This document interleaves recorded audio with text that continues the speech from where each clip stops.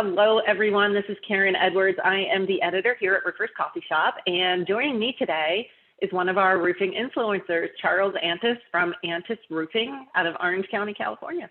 Hi, Charles. Hey, Karen. Thanks for being here. It's great to see you. We love to hear from our influencers, and our topic for November is, what do you do when your company gives back? And I know that this is a topic that's very near and dear to your heart, Charles, so let me hear it. Well, I can answer that a lot of ways. I get excited, and so I want you to steer me, because you know me, I get excited, but what do I do? Well, I'm all in. I'm the passion holder. I'm the cheerleader. I'm the one who's making sure that we're giving back. Historically, what we do when we give back is we give that thing that we do best, that keeping families safe and dry. We give that gift away. We give it in the terms of donating habitat roofs. Antis Roofing has donated every habitat roof in Orange County over the last 11 years, along with Eagle Roofing products. That's over 80 families housed and over $1 million. So that's how we give back, because it makes sense. We exist as a roofing company to keep families safe and dry. And everybody here knows it. It makes answers to questions easy. It makes the workflow easy, and it makes giving easy. We also keep the families safe and close to their sick kids by providing the safe and dry, by providing the roofs of Ronald McDonald House, as do over 200 roofing companies across the country. We do that together, and we're better together as an industry because of it. However, as the CEO, we also have to give back in different ways. For example, when this pandemic occurred, our giving was slowed down. The habitat builds were temporarily stalled. The Meals of Love at Ronald McDonald Houses were stopped. So there wasn't a lot of some of the giving and the way we talked about it that we could do. And so what we did then is we listened to the community, and the community said 4 things we heard, or 3 things really clearly. And one was, we need blood. We needed blood, so we donated 7,000 square foot of office space. Next week, we're having our 18th blood drive in the last 6 months. And we've raised, I think, 1,300 life-saving treatments of blood. So that's one area that we started giving. And the reason we did is we heard somebody say we needed blood and we could use your space. It wasn't my idea. The second thing that we did that was unique was we heard, as you have in your community, about food insecurity, and how it was touching over 20% of the people in our community, almost exclusively seniors and children. And so we got involved in delivering food every week. And I was the first one to do it. And I did it because I had to. I did it because you told me. People told me, my director of cause told me, my wife, other people mentioned they heard about people starving, not having food. So I raised my hand and I went to the local food bank and I said, how can I help? And they said, please join the Second Harvest Truck Brigade for Second Harvest Food Bank of Orange County. And we did. And now it's a thing. We started filling the hardest slot every Tuesday, or every Wednesday, at 2 o'clock, we sent 3 trucks. We sent a small fleet to help out.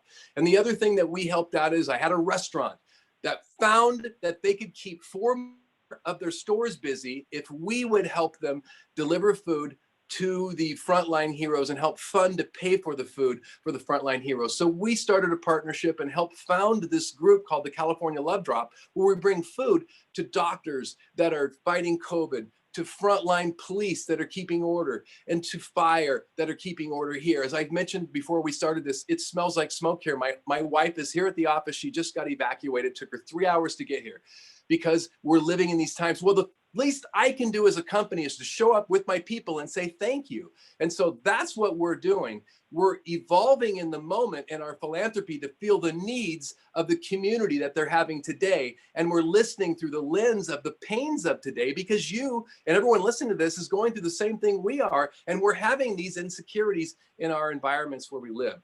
And so I think the metaphor that I want to realize is, in changing our community service, it's a metaphor for the changes that need to occur in our companies if we're going to survive and thrive in this new super adaptive world that we're moving into. And I think the last 6 months on this Roofers Coffee Shop, in this forum, on my blogs, I've mentioned this super adaptive world we're moving into that none of us know exactly where it's going to land. And so being relevant for us in philanthropy is taking care of the needs that are occurring today, just as being relevant in the community as far as a business entity is going to be keeping families safe and dry in the way that they hear messaging today. So that's kind of an idea of how we're doing it. As you can tell, I'm all in. And because of this, because of the philanthropy, and because that I'm all in as the CEO, we have the best culture we've ever had, and our people have the best job security that they've ever had. So I love this month's question. And by the way, you can contact me on my LinkedIn, and I will answer any questions to any companies who want to learn how to do CSR better. And if you follow me on LinkedIn, you'll see that I post on this almost every day. I talk to a lot of contractors every day who are so generous. They have big hearts, but they struggle with sharing what they're doing because they feel like they're bragging or they're trying to toot their own horn. So what advice would you offer to contractors who are helping their community, who are giving back, and how to let people know that they're doing that in the right way? Thank you for asking that question. It is such a bias. As you know, as I've helped propel the roofing industry to adopt all the Ronald McDonald houses, one of the most common answers I've had, and I get in trouble for the way I answer this because I always give them a Southern accent, but when I say, hey, will you donate a roof? I get an answer maybe from someone from Florida, and it comes like this, like, well, by God, I'll give the roof, Charles, but we're not going to talk about it. And I'm like, dude, if we don't talk about it, how's it going to grow? And I always win that argument because the reason, by the way, the reason he says that, and the reason I used to say that, it's a bias baked in, something, Reed Ribble and I got in a long conversation last week talking about this. Something maybe in the wording of some of the stuff we read in church that don't let the left hand know what the right hand's doing or God's going to curse you. You know, and it sounds really kind of over the top saying it that way. But if I really break it down, that's why I didn't talk about it. It felt unsafe to talk about it. It felt like I was bragging, or it felt like you were going to ask me for more roofs and I can't afford to give more roofs. But what I found is by talking about it, wow, we have a real culture. People are excited to go to work. Work's like a family because we know truly why we exist. It's to keep families safe and dry no matter what.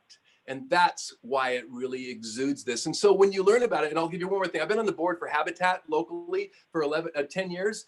And before I joined the board, I got a lot of bias from people like saying, hey, don't join that. It's a religious organization and that's going to hurt your brand. And well, we're not talking about religion. And one of the other biases was, it's the most inefficient build.